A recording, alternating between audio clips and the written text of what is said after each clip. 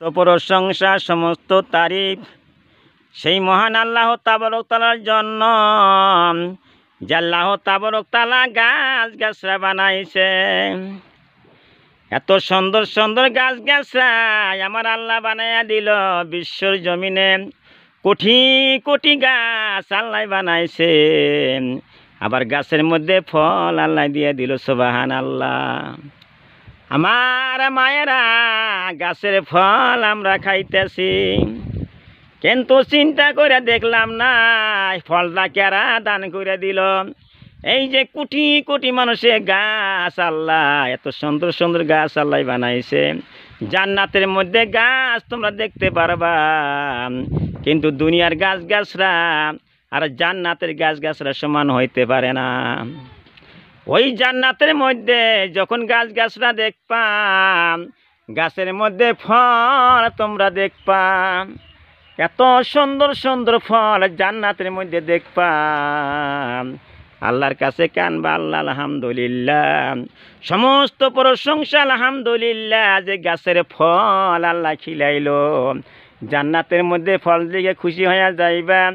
দুনিয়ার ফল ফরান্ত, গাছের ফল ফরান্ত, জান্নাতের গাছ জান্নাতের ফল জীবনে কোনোদিন সমান হইতে পারে না।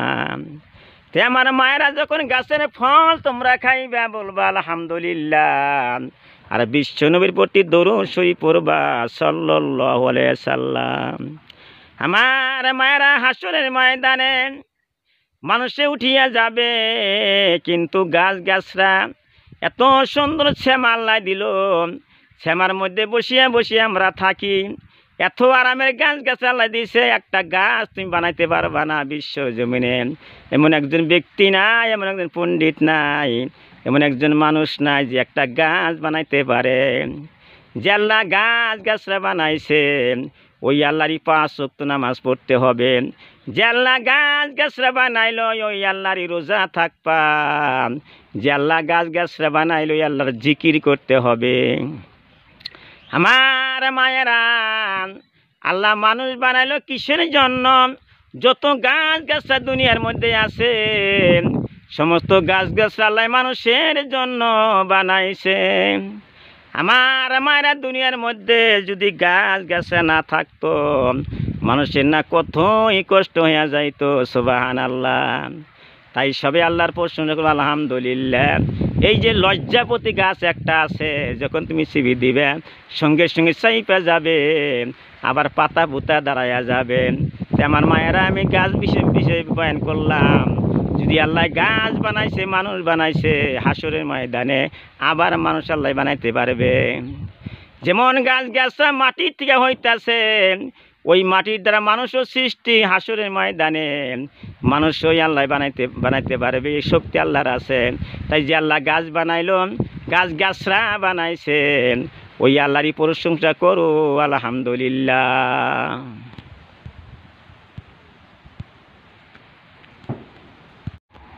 আমার মায়েরা, এমন গাছ আল্লাহ বানাইয়া দিছে মায়া, কত কদম গাছ, কত সেগুন গাছ, এত সুন্দর সুন্দর গাছ আল্লাহ বানাইয়া দিছে। কেন? নিশ্চয় কেমন আছে। এই যে আমরা দালান কোঠা বানাইতেছি, কত বিল্ডিং দালান কোঠা বানাই, খালি ঘর বানালে কি হব? তার ভিতরে গাছেরও দরকার আছে। গাছ আমরা ফাটাইতেছি, তক্তা বানাইতেছি, তক্তা দিয়ে সুন্দর সুন্দর চৌকি বানাই, খাট বানাই, পালং বানাই। যদি আল্লাহ এই গাছ না দিত, একটা খাট পালং কিছুই বানাইতে পারত না। আমার মায়েরা, যে আল্লাহ গাছ গাছরা দিল, আমরা খাট পালং চৌকি বানাইতেছি, চেয়ার বানাইতেছি। কোন চেয়ারের মধ্যে বসো? এই গাছে থেকে হয়েছে। আজকে গাছের দ্বারা কাঠ দিয়ে চেয়ার চৌকি বানাইতেছি। ওই আল্লাহরই প্রশংসা করো আলহামদুলিল্লাহ।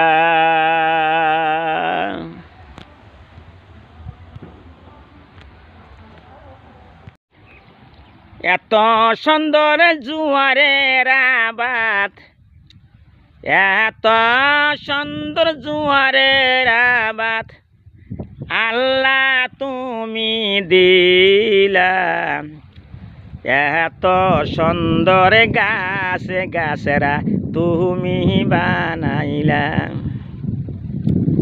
আমার মায়েরা এই যে জোয়ার দেখতেছ মা, এত সুন্দর সুন্দর জোয়ার আল্লাহ দিল, তোমরা খাইতেছ, এত খুশি হয়ে গেলাম। এই গাছ গাছ আমার আল্লাহ বানায়া দিয়ে সুবহানাল্লাহ। এই যে জোয়ারের গাছ, এত সুন্দর সুন্দর জোয়ারের গাছ আল্লাহ দিল, যদি আল্লাহ জোয়ার না দিত গাছ তো বানাইছাও, এই গাছটা কেরা বানাই? আল্লাহ বানাইলো।